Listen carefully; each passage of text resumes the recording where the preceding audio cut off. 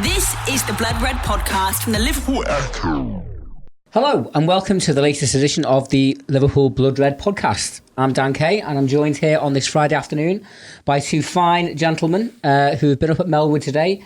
Our Liverpool correspondent, both home and away, Mr. Paul Gorst. How are you, Paul? I'm very good, Dan. How are you? All very well and looking forward yeah. to the big game tomorrow. Doyley, how's your good self? I'm okay. Excellent. What's my name? Your name is Doyley. No, it is the not. One and only Doyley. Mr. Ian Doyle, Esquire. And what's my job title? Chief Liverpool cook and bottle washer. Indeed, and writer. yes. Right, well, gents, you've both been at Melwood listening to Jurgen Klopp give his pre-Leicester press conference. Tell us how it went. There was one moment, wasn't it, Doyley, when he got asked about Jesse Marsh. This is diverting a little bit, but he got asked about Jesse Marsh, the Salzburg manager, who's today been a video published on the internet about him giving his team a rocket, shall we say, during his half-time team talk. And he said if Liverpool would have ever have done that with him, he'd walk out on the spot. And there was a humorous moment when he thought the press conference was over and he went to stand up to walk out. And the press officer had to tell him, no, it's not done yet unless this is you walking out. that was quite a humorous moment. But you give an update on Alisson. He's back in training with the rest of his teammates, which we thought would be happening this week. Been training a lot with John Achterberg and the rest of the goalkeeping coaches up until now. He won't be involved tomorrow, or highly unlikely that he'll be involved tomorrow. More likely that he'll be looking at Manchester United later this month. No Joel Matip, no Xherdan Shaqiri. And other than that, he was full of praise for Brendan Rodgers' job that he's doing at the King Power. They're up to third, aren't they? Free scoring, battered Newcastle last week. And he was full of praise for Jamie Vardy as well, who's got a great record against Liverpool. So he was in good spirits, but he said there might be a bit of a good reception for Brendan Rodgers, and so there should be. I'm sure we'll come on to that. But it's not a friendly game, and once that's done and dusted, he needs everyone to be on side to get that result, go into the international break with 8 consecutive wins and put a little bit more pressure on Manchester City with that 8-point lead until they play Wolves tomorrow, Sunday. Ian, it's been obviously an intense period of fixtures for the Reds in this chunk of games since the last international break at the start of the month. How did the manager strike you in terms of his kind of general demeanour? Obviously, we're relatively early in the season, but it has been fairly full on. How did he come across to you? He's come across, he seemed fairly laid back. I mean, sometimes with his press conferences, we've noticed when he first started, he was obviously full of sound bites, and people were hanging on his every word. But lately, certainly last season, he was quite keen to say nothing, or tried to say nothing of any, no interest, but nothing quite as spectacular as he did do when he first arrived. But today, he seemed quite lively. He come up with quite a few good lines, the ones that Paul just mentioned. So, he didn't seem particularly bothered. He certainly wasn't bothered about what happened in midweek, let's put it that way. Even at the time, he said, look, we've got to learn from this, put it behind us and move on to the next one. We can't just lose confidence in ourselves and lose faith in our defending and our character just because we conceded 3 goals in about half an hour in a game that they ended up winning, of course. So in that sense, there was no damage done, and they're the best ways to learn, isn't it? But you learn something from a game that you eventually win anyway. So you always learn from defeats, but if you can learn from victories, even better. So Jurgen Klopp, he seemed in fairly good mood. And as Paul said, there was that funny moment where he did get up and Matt McCann, the press officer, said, no, it's not. So, no, funny. Though this was a bit of a warning, wasn't it, to Liverpool, should they ever decide to do being Liverpool again. Yeah. And whether or not, I think we were discussing this, whether it was a little not a go at, but of comments about when Pep Guardiola, obviously the City one, exactly, and all of that, and then when that all came out, that kind of worked in Liverpool's favour in the end. So I think it was a little reminder to anyone who may be thinking about it to just keep the cameras away from the dressing room, certainly at half-time. Yeah, especially the time in Barcelona, they've got something similar out, haven't they? Well, that was the other thing, isn't it, today? Yeah, Barcelona. What's that? Is that next week or over the coming weeks? There's a documentary series. Next week, it's 6-parter, isn't it, on 6 specific Barcelona games, one of which is the semi. I always find these things interesting because there was the Sunderland one as well, wasn't there? Was there a Leeds one? Premier Passions? That was Sheffield United, wasn't it? Premier Passions was Sunderland. That was 20 years ago when Peter Reid was there. That's right, yeah. There's a Leeds one recent. There has been Sunderland Till I Die, isn't it? That's the recent one. But I'm not sure, actually. I'm sure I read something. Yes, they have. In all of these, while they are interesting for the supporter, they're interesting for the neutral observer, the football fan, they're interesting for us as journalists, I do wonder what the clubs get out of it. Because how often do they come out of it looking good? Liverpool certainly, while obviously it was well-intentioned to they're all basically PR stunts, aren't they? Well, yeah. That's why they agreed to it in the first place. Yeah, I know, that's why they do it. But the point being, the PR stunts, they never ever come out of it looking as good as they think they're going to. No. I mean, it's good in the sense that people talk for years, but if this Barcelona one's any good, for example, people talk about it for years because people, Barcelona are probably with Real Madrid and Liverpool, obviously, biggest clubs in the world. So anything that goes on behind the scenes that people, we might get to see some of it because of our job. Exactly. We might get to see some of that, but most fans won't get to see it. But it does make you wonder, and you can see why Jurgen Klopp just said, "Look, no chance." And the irony, of course, is that this is we're talking about this on the eve of Brendan Rodgers returning to Anfield, and of course he was very much involved in that being Liverpool won, what was it, 7 or so years ago. We'll get back to Rodgers in a moment. And his envelopes, yes, and his various what was his phrase to Raheem Sterling? Say that again, son, and you'll be on the next play home. Yeah. What was it? It was here or something. He said to him, didn't he? Can I come here? Something like it's a long time ago, but it was compelling viewing, wasn't it? Just to come back to what you said about, I've only come into work later today on a later shift, so I only actually saw half of the press conference on TV. But what it did strike me when he was asked about Alisson, well, he asked about all the injured players. Now, whether he said anything, obviously I know you guys go into breakouts with them afterwards, obviously to do your written pieces. It's certainly in the initial part of his press conference, he kind of seemed to keep his cards a bit close to his chest and basically said, "I'll make my mind up tomorrow about Alisson." You don't think there's any chance that we might just kind of see him sneaked in there, because it's a huge game tomorrow for Liverpool? I'd be really surprised. I know, personally, I get the impression that Klopp would be happy to put him in, but he's said a couple of times now it's not just his decision. Yeah. We have the story on the Echo website, I think it was Monday, and it was basically it's in the hands of the medical department. Once they give the green light, then Alisson is able to return to the fold, and that's obviously happened this week. But whether he's up to being 100% to be thrown back into the Premier League action, I think Klopp probably would like to do that, but I think it's not just his decision, and maybe he's hearing one or two noises from other people more qualified in certain areas to diagnose injuries that they're saying maybe not yet. That's the impression I'm getting from it. But I certainly think for Manchester United on October the 20th, is it? I think we might see him return then, but I don't see it tomorrow.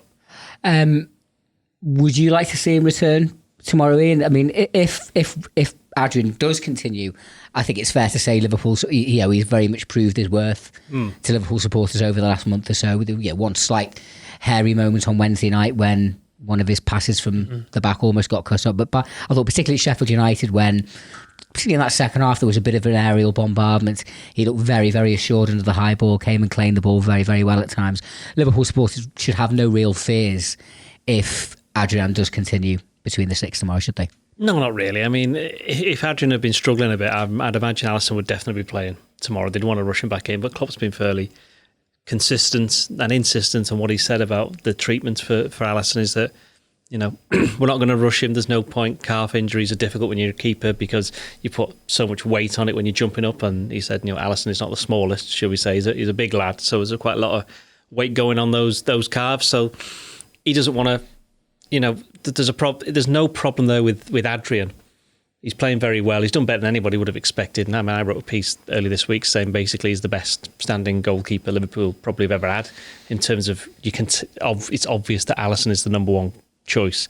Adrian came in knowing he was the number two, and he's through this injury he's come in and he's, as you say, he's proved his worth straight away. I wouldn't play Alisson tomorrow. No, there's no point in risking him, especially when he's not going to go away with Brazil. I don't think. I can't imagine why he would. Another 2 weeks rest. Yeah, exactly. Another 2 weeks. And then the United game is it's a big game and it's a good one to come back into. And goalkeepers are different. Klopp was also asked about, is it a bit different for goalkeepers when they come back to fitness, because they're obviously not running around anywhere near as much. They don't need as much sharpness, and a lot of their sharpness comes from the training with the goalkeeping coaches, which is, as Gorsty said, he's been nearly 2 weeks now, isn't it? That he's been training with the keepers, I think. Yeah. So he'll have all that. But as I say, I wouldn't be surprised if he was on the bench. There you go. There's one, right? That could be the little bit of middle ground, is to put him on the bench as if to say, look, just in case, and there's been no suggestion this would ever happen. Adrian as an absolute nightmare, because it happened with Real Madrid in the week, didn't it? I think. Courtois got subbed at half-time, very surprising. Which was very odd. You don't really see that too often. 2 down. And he wasn't particularly at fault for the goals. But I don't think Zidane likes him. Zidane's never rated him, has he? No. Anyway, going back to Liverpool. I wouldn't be surprised if I wouldn't be massively surprised if Alisson was on the bench, but I don't think he'll start. And I think, if all things considered, agree, I think he'll play against Man United when they come back from international break. Sure. Mentioned just before that Jurgen's general demeanour wasn't showing too many signs of unease at the rather harem-scarum nature of Wednesday night's Champions League victory over Salzburg. But obviously Liverpool conceding 3 goals in the space of 20 minutes is not something that we're very used to in this day and age. Bearing in mind Liverpool tomorrow take on third place Leicester City, one of the real success stories of the season so far, a team that since Brendan Rodgers took charge, was it March time? February. Only Liverpool and City have taken more Premier League points since Leicester, since he took over.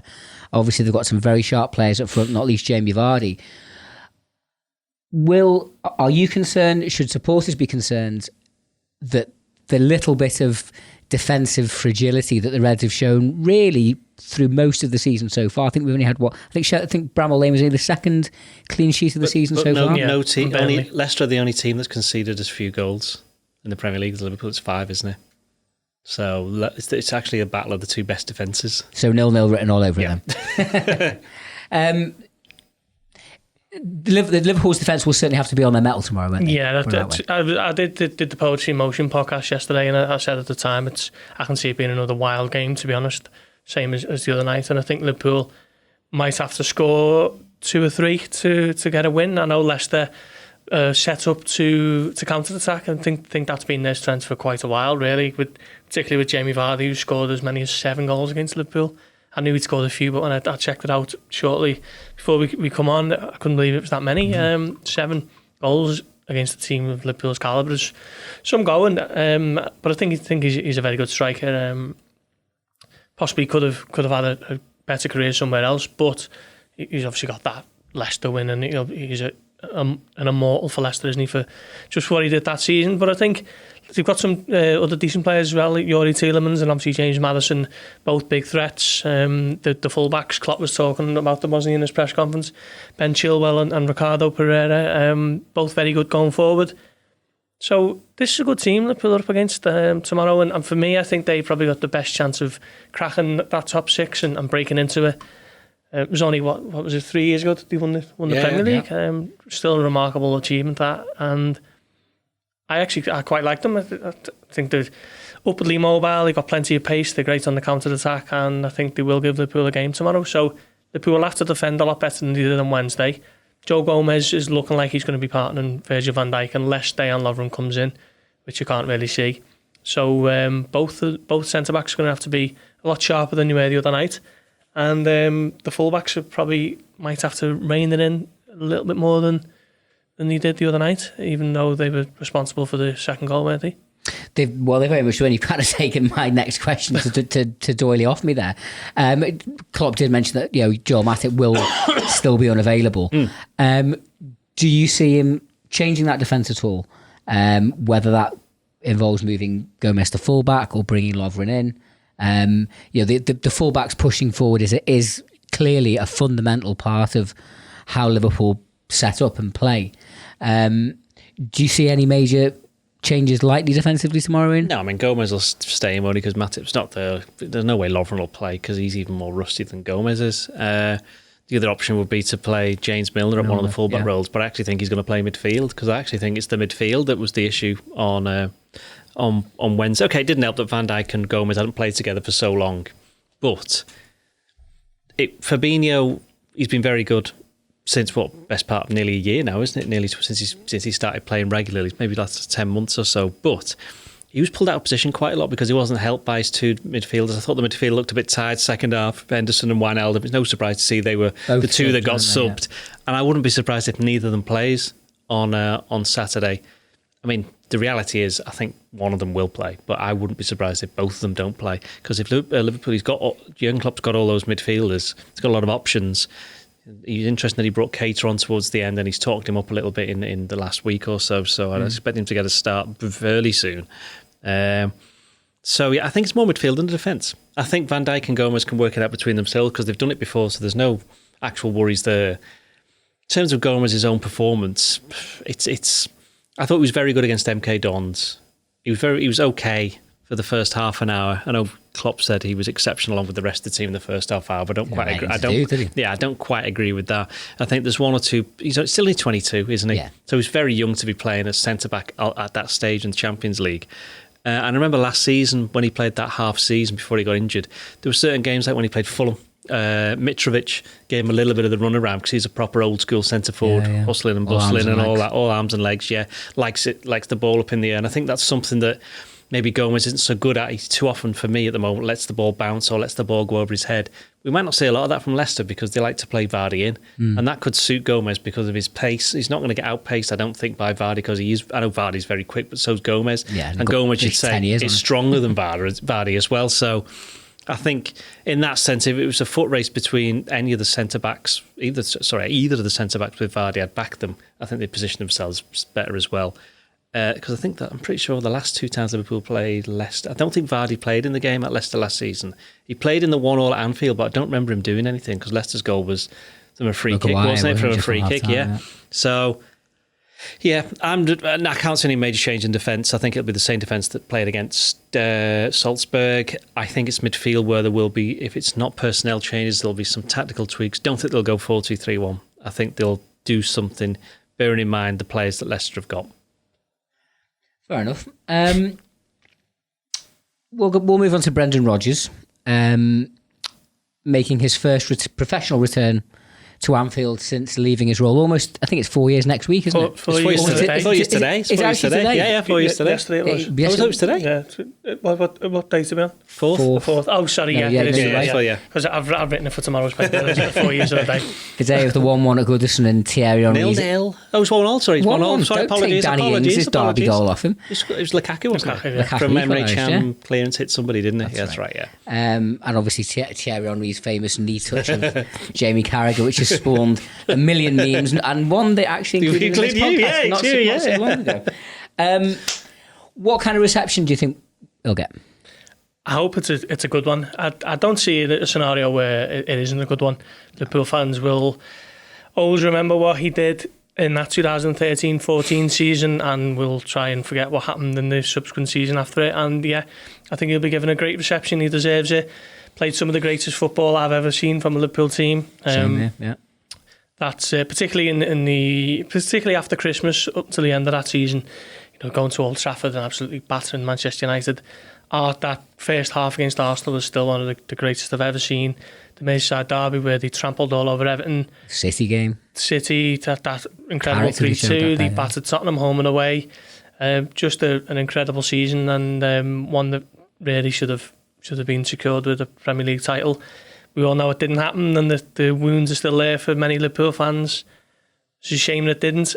But I think tomorrow when he visits Anfield, I think the Kop will give him a similar reception to what he would have done in the spring of 2014, and he deserves it. I think there's certain things he does which people question, and he's rife, isn't he, for the little bit of a poking and a little bit of a joke. But as a manager, I think he's top class, and he's one of the finest British managers around now, and good luck to him. I think the point about being one of the finest British managers around is true. One I happened to notice this morning, it's Roy Evans' birthday today. Yes.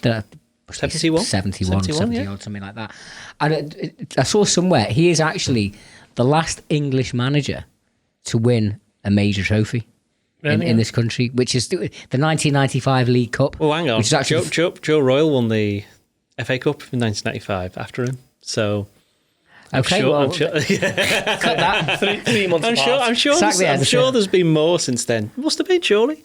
Any League Cup in there? Steve McLaren. Yeah. All right, well, whoever put that tweet out was talking absolute bubbles. But anyway, clearly he is a very able manager. I think he was 38 when he got the Liverpool job. 39. 39, yeah, certainly under 40, which seems extraordinarily young. He obviously went on to have a fair bit of success at Glasgow Celtic, which some might argue doesn't take an awful lot of doing, given the the level of Scottish football these days. But the impact that he's had at Leicester since he's, in the 6 months or so that he's been there, shows the ability that he's got to get a club going, to get the team going, playing attractive, winning football. He'll be very determined tomorrow, Ian, to come to Anfield and prove a point, won't he? He will. I think I agree. There's no reason for him not to get a good reception. No. Although some of what, as Gorsty said, some of what he did wasn't particularly right. And I think the problem with Brendan Rodgers is two things. The first thing is that he was very young to take over. And I don't think he realised just how big the club was until about 6, 7, 8, 9 months in. And by then, a lot of the stuff that he'd already said, which is the stuff that people still quote to this day about Barini and poor old Joe Allen, the Welsh savvy, and all that kind of stuff. Envelopes, all of that was done very, very early on when he was trying to make a statement. And I think he realised after those initial months that actually this is quite a big team. He'd been at Chelsea, hadn't he? So I think he thought Chelsea more successful than Liverpool in the last few years, but Liverpool is a much bigger global team. And the second thing is, because he was so young, he was still learning the job. And I don't think Liverpool is a place you can go to be a finishing school, to be for a coach. I mean, I wrote something like this after the FA Cup semi-final to Aston Villa, where they lost 2-1. And there was a certain sense of he was making the mistakes that you'd make if you were appearing in an FA Cup semi-final for the first time, which I'm pretty sure he was at that time. So, you know what I mean? So it's a bit different. Like, so when Kenny Dalglish was player manager at Liverpool, he'd been a Liverpool player for nearly 10 years. So he understood the nature of the club, the and he played in them. Whereas Rodgers, as a player, obviously his career was cut short through injuries, but he spent a lot of time coaching, going through the ranks. And I almost think that if Brendan Rodgers hadn't been Liverpool manager and he was doing the Leicester job now, and then he does a really good job in Leicester, when Klopp finishes, people go, why don't we get Brendan Rodgers in as Liverpool manager? And I think he'd be far better equipped to do it now. At that point, say 3 years down the line. Because I think he'll do really well at Leicester. I think he's helped by the fact he's got some very good players there. I mean, I've always liked Leicester's the current iteration in terms of the last 4 or 5 years. Even when they came up, and that season where they struggled for a while, that season they ended with something like they won 8 of the last 9 games, which then gave them the momentum to go into the next season. Nigel Pearson, that's right. And when they won, terrible trouble like March time, weren't they? When they won the Premier League, they only lost, I think it's 3 games. They lost 3 games. One of which is Liverpool, I think. Twice to Arsenal, and Benteke's gone on. And that's it. You'll have a see in the last minute. Remember that one? I was somewhere else. I think Kasper Schmeichel had come up and Liverpool broke, and he was ended up being a tap into an empty net, and he put it wide. Benteke did it? Yeah. Poor old Benteke. He scored since, hasn't he? I know, yeah. Anyway, so Brendan Rodgers, I think he's a good coach. I think he's learned a lot. I think he's learned a little bit. I got asked to do something by our chums in Leicester earlier this week, Q&A on Rodgers, and I put in a line about maybe he's learned a little bit of humility as well. Not in terms of he's not very boastful or stuff like that, but because he's very, certainly when he first joined Liverpool, he was very much, you have to look at, as I mentioned, some of the quotes. He's very, what's the word I'm looking for? Grandiose. No, the word he's like absorbed in himself, but not quite that strong. You know, he's got a lot of self-belief in himself, and there's nothing wrong with that. But sometimes you just need to take a step back. And as I say, I think he was a completely different manager by the time he left Liverpool to the one where he started. And ironically, he was a much better manager by the time he then goes up to Celtic, gets his confidence back, wins a lot of trophies, which, well, it is easy. You've still got to do it. I'd still be worried in terms of his experience in Europe. Yeah, that was something that you could. Well, in the Real Madrid, you've beaten me to it. That was the beginning of the end, and I know regular listeners and readers of the Echo will know that's I'm still not letting that one go 5 years down the line. You just don't do that as Liverpool manager, and I think he lost a lot of people at that point. But I think he's learned from it. And the point being, Liverpool, he was there, he was young, he learned an awful lot from there. And I think if he was offered the job, he won't be, but if he was offered the job in like 3 years' time, I think people would have been far more enthused than maybe they were towards the end of his time at Anfield. Can and will Leicester make the top 4? Don't think they'll get the top 4. I think they've got a very good chance of wrestling Manchester City out of that top, Manchester United out of that. Manchester United out of that top 6. Third at the moment, aren't they? They're going well. I just strength in depth, possibly, yeah. But I think they've got a good chance at top 6. Definitely. United at the moment just look terrible, don't they? You've seen them. Anyone watched them against AZ Alkmaar last night? barely had a shot, did he? Well, he didn't have a shot on target, yeah. apparently. Yeah. So there was some stats like they haven't had. Well, one stat that stuck out to me was they haven't won any away match since they knocked Paris out of the Champions League in March, which is extraordinary. Which is when Rio Ferdinand declared that they were always at the wheel, give him whatever, sign the contract now. Well, he did, didn't he? He got a new contract on the back of that. It hasn't been the same since. So I think if Leicester are going to do something this season, I think they might just sneak in there ahead of Manchester United. Don't think they'll get the top 4, but certainly in there with a top 6 shot, yeah. I think they could get top 4. Yeah, genuinely do. They've got. I know you mentioned strength in depth. I actually think they've got a bit of strength in depth. Certainly in midfield, you worry a little bit up top if Vardy gets injured, then that's a bit of a struggle. But that's always been the case, hasn't it, for them? I think that one of their players, I'm rather hoping he doesn't play against Liverpool or Brighton. He always has a good game against Liverpool. And he's kind of that tricky player. He'll give whoever, I think it would be Trent, wouldn't it, on the right, he'll give him a hard time, and he gets in, crosses in early, and okay, I know Van Dijk is good in the air, but there's just something about the way he plays. He always seems to cause a little bit of trouble, certainly for Liverpool. And as Ghosty said before, Vardy always seems to score. Like, he's got an insanely good record against the top 6 because of the way that they play, because they're always on the front foot and they'll always be on the attack when that gives him the space to think. And Liverpool have been playing a high line this season, as we know, and this will probably be the ultimate test of that. Which brings me back to what we asked earlier about whether there be any changes in defence. This is why midfield, I think they'll be wary of that. I think they'll look to block off. Klopp mentioned, didn't he? Block off the routes to the passes to Vardy, which is something that they successfully did at Anfield last season, and they'll be looking to do this time around. I've written a piece, virtually written, I'm going to finish off later, that's going online in the morning, about Leicester and how they've been a bogey team for Liverpool going back decades. It's actually the first team I ever saw beat the Reds, Boxing Day 1984. 1-0? 2-1. Sorry. Leicester's goal scorers were Gary Lineker and Alan Smith. Whatever happened to them? But as this piece will illustrate, it goes way back to Bill Shankly's time. As we know, Liverpool are on an incredible run of victories. It's 16? It's 16, yeah. 16 consecutive Premier League wins, obviously 7 at the start of this season. Are Leicester a bogey side, and will tomorrow be the end of the run? Wow. We hope not. We hope not. There was only 2 teams that took points off Liverpool at Anfield last season, Manchester City and Leicester. And that 1-1 draw cost Liverpool a title, can we say? Well, I agree with that. And sorry, just to jump in here, I mean, without wanting to, I put this, when I get a Goodison fatwa put on my head, but there are some Evertonians that are taking great delight and are clinging desperately to the fact that the draw at March... We have mentioned Sam Carroll in the past here, don't worry. Right. They think cost Liverpool the title. I mean, arguably, it's the finest Merseyside derby moment they've had for about a decade. But in reality, Liverpool won 30 league games last season. They drew and lost to the champions Manchester City, and then the 6 other games were five away draws to teams that you would generally see as a decent point away from home: Everton, Chelsea, Arsenal, United, and West Ham. Leicester at home is the one that sticks out. So to be honest, if you can, and you can, it's all. It goes down to your interpretation, but you can make, I think, a strong case, as Gorsty said, that the Leicester game did cost us the league. And what was more pointed about that particular game is Liverpool, they pretty much started the goal up.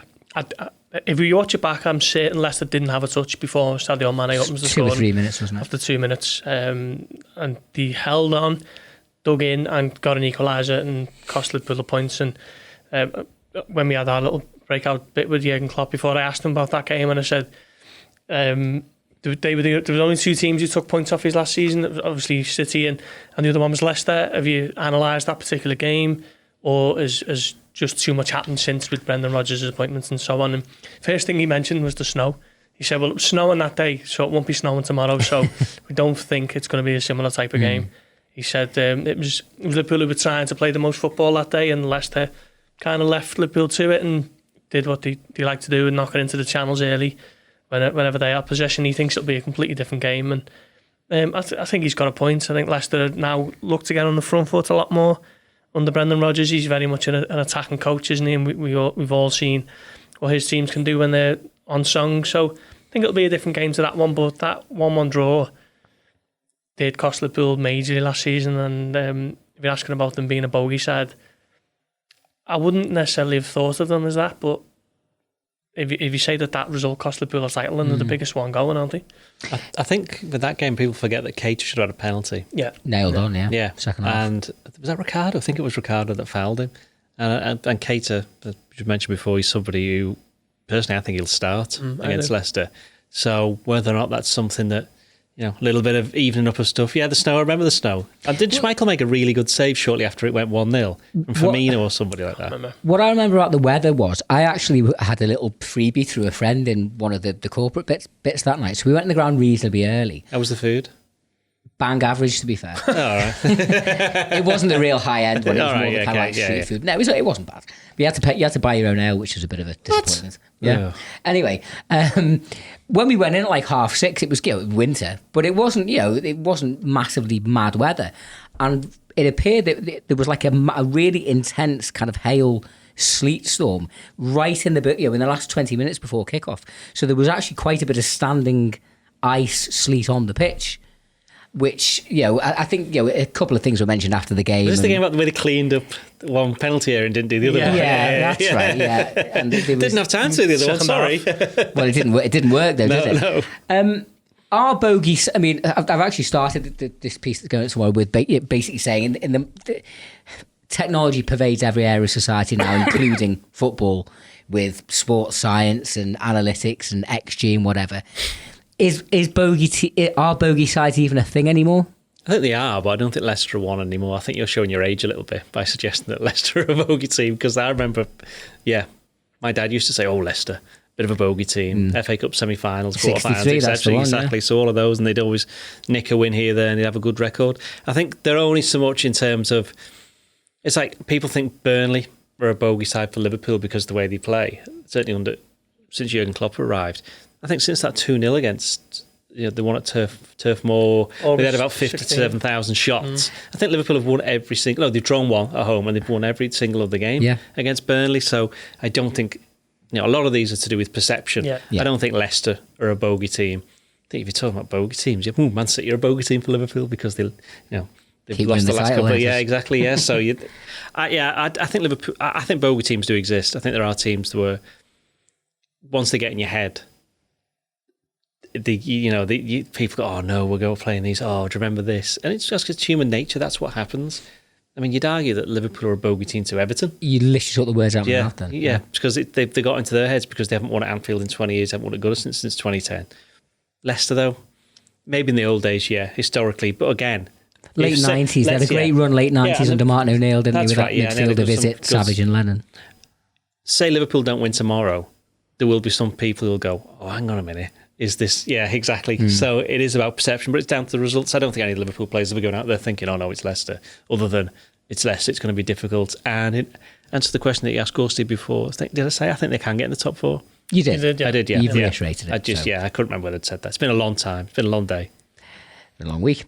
And it's been a long few weeks. The international break, obviously, as we know, is coming up after this match on Saturday. Is this a good time for it to come for Liverpool? I think one of you mentioned just before that, particularly on Wednesday, the midfield, in particular Henderson, Wijnaldum, were looking a little bit leggy at times. Is it a good time for just to kind of put club matters to one side for a week or two? And do you see Klopp starting to utilise the squad a little bit more once things resume in a fortnight's time?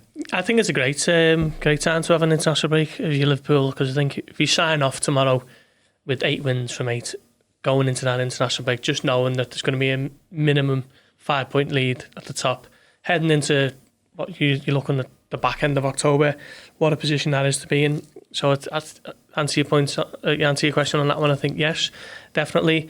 And I think Klopp will start to use the squad a little bit more than he has done. I think he would have liked to have done anyway, but he's obviously had an injury to Joel Matip. Xherdan Shaqiri would have been nailed on against MK Dons.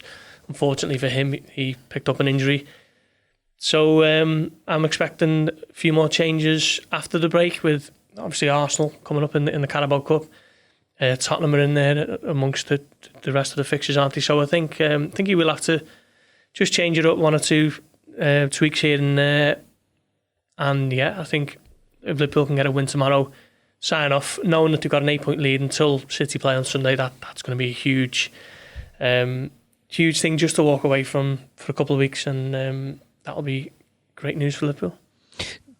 Ian, do you think Liverpool will be pleased to kind of get this kind of section of the season put to bed, having hoping to get a win tomorrow? They'll have basically underlined that some were speculating during the summer, but notably actually El Hadji Daif a week or two ago, that Liverpool won't do half as well this season as what they did last year in the league. Well, up to this point they very much have done, and better. But that brings with it its own pressure and intensity, and maybe we've seen little signs of that in the last couple of weeks, where even though they've been getting the results, obviously it wasn't a brilliant performance at Bramall Lane. Wednesday night caused its own issues as well.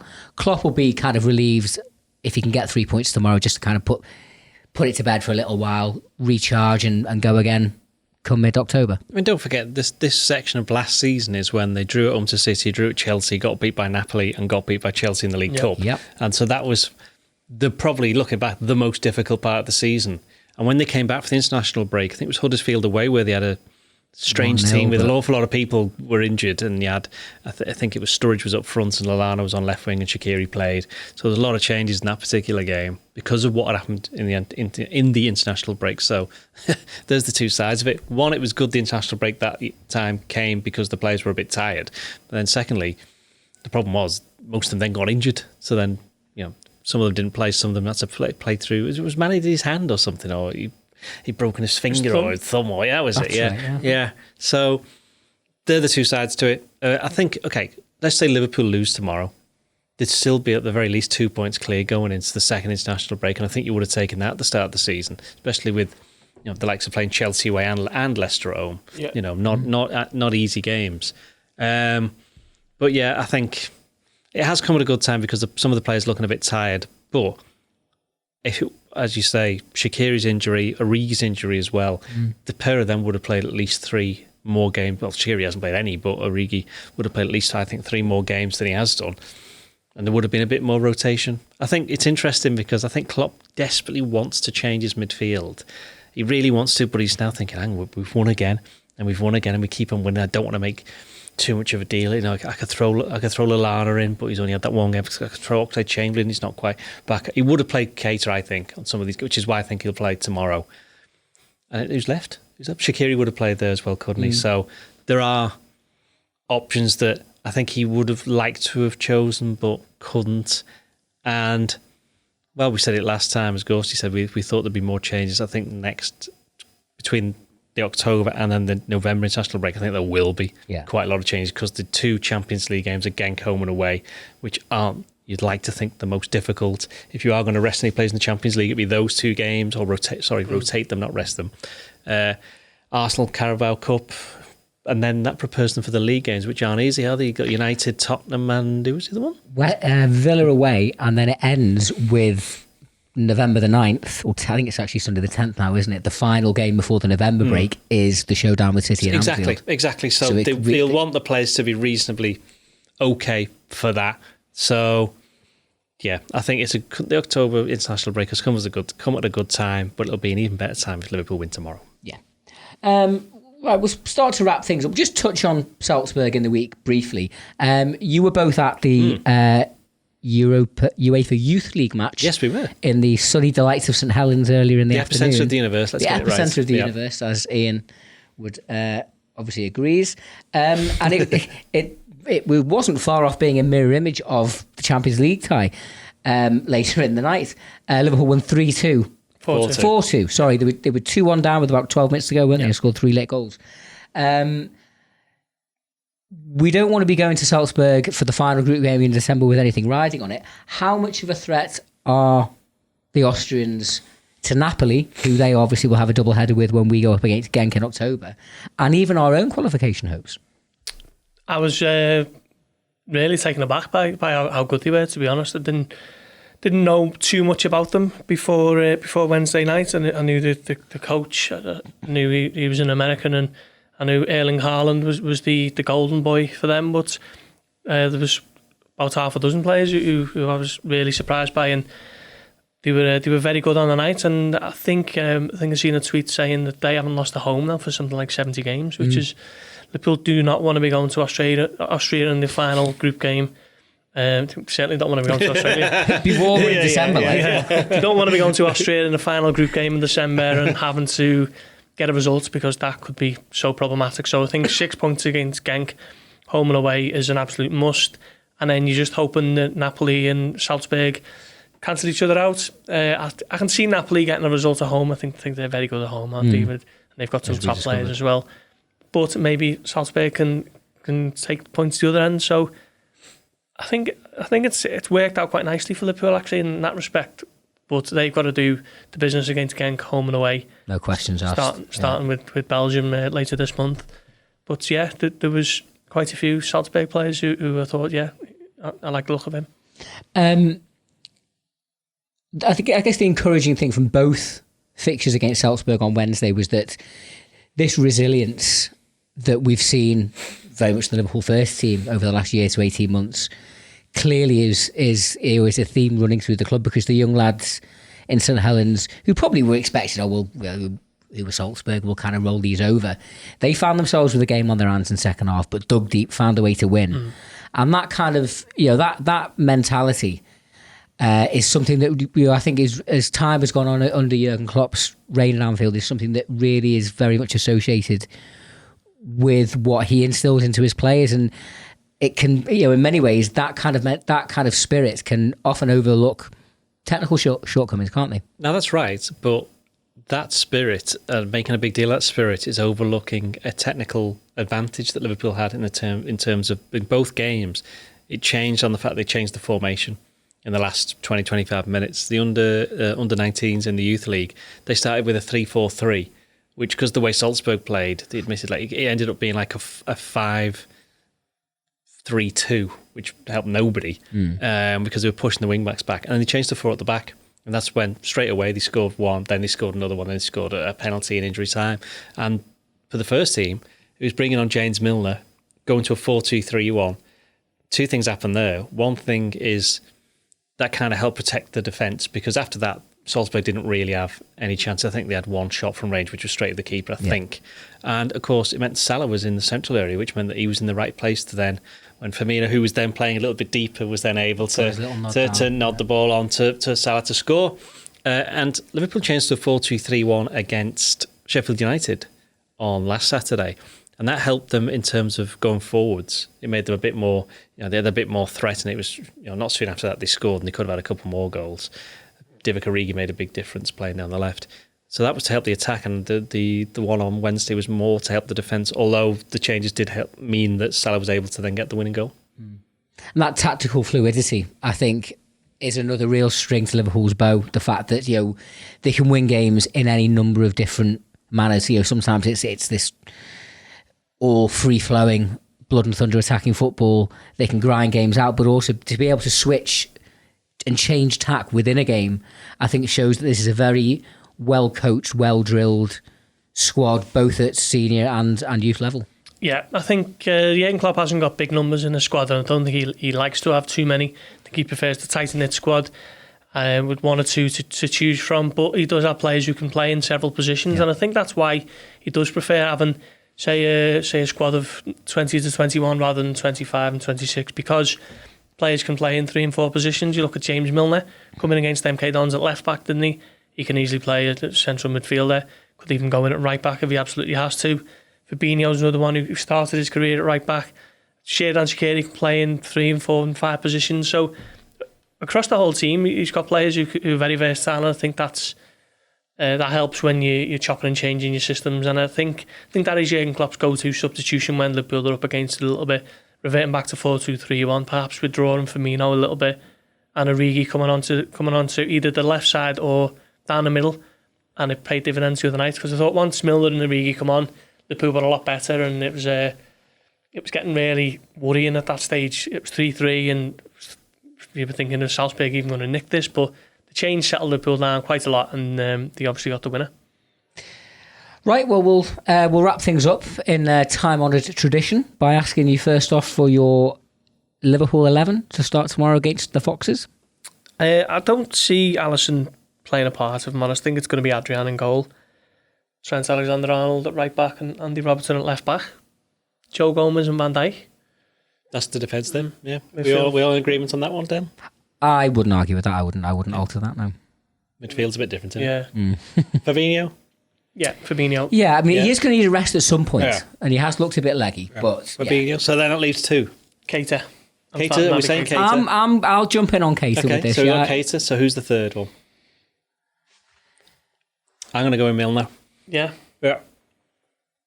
Henderson or Milner for me, and I probably would just veer towards Milner. I mean, the only thing, he's the club captain. It's a big game, but I think kind of like in some ways the pattern was almost set last year. I think Klopp said himself that one of his finest moments in the whole Madrid experience wasn't himself lifting the cup or any of the wonderful words that were said about him. It was seeing Jordan Henderson lift that trophy. One thing I think I've said it before. One of the things that I admired most about Henderson last season was his ability to kind of take being left out at times and not have his head fall off or have a hissy fit. I think it takes real maturity. It takes a big man to accept that. So, yeah, I'll go with Milner.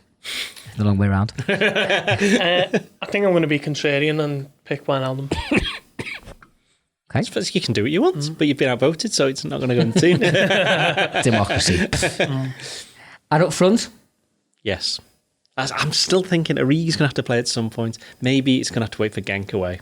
Well, particularly because we know, I put the story on yesterday, that Mo Salah is not going on international duty to Egypt because they are, as you informed me yesterday, Paul, they're only picking home-based players this time. Oh, it's that tournament, isn't it? Is it the African? So he can't play anyway. Keita and Mane as well. Because he couldn't play in September either, could he? Because of the same thing. So out of the front three, it would only be Firmino that's He's going to Singapore to play. Yeah, Who did he play? wasn't so happy about that actually last week. Who was it? The playing.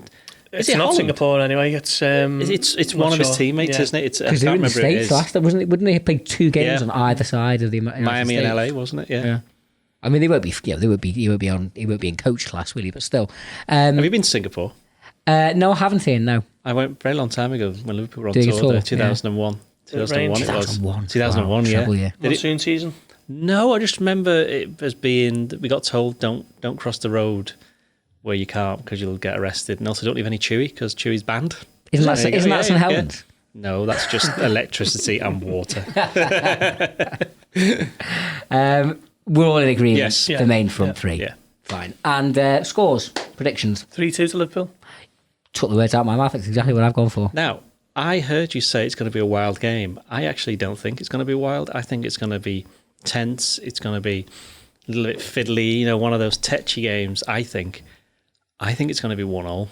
1-1. So, Yeah. so the run ends tomorrow. To be fair, I did say 1-0 Sheffield United, but I called the way the game was going to go right, said it'd be proper scrappy, this, that and the other. The only thing that made me think it might be a little bit cagey than what we initially predicted is when earlier on in this podcast you said that Leicester are the second best defensive record behind us. It's the best. They've both got 5, so Both they've both 5, got yeah. I hope that's right now. I've written it already, so Best check before It is it now, goes. isn't it? I've declared it to be, so therefore it must be. Right, well, thank you, everyone, for joining us this afternoon. I hope you've enjoyed this podcast. We will be back, of course, for you on Monday with all the reaction to the weekend's football, when hopefully Liverpool will have recorded their 17th successive league win. One thing we do know is that they will still be top of the league going into the international break, which is certainly far from being a poor state of affairs. Hope you all have a smashing weekend, and we'll be back for you on Monday. Don't forget, of course, all your Liverpool needs will be serviced by the Echo website right through the weekend, including live coverage, of course, of tomorrow's game. Have a good one, and up the Reds.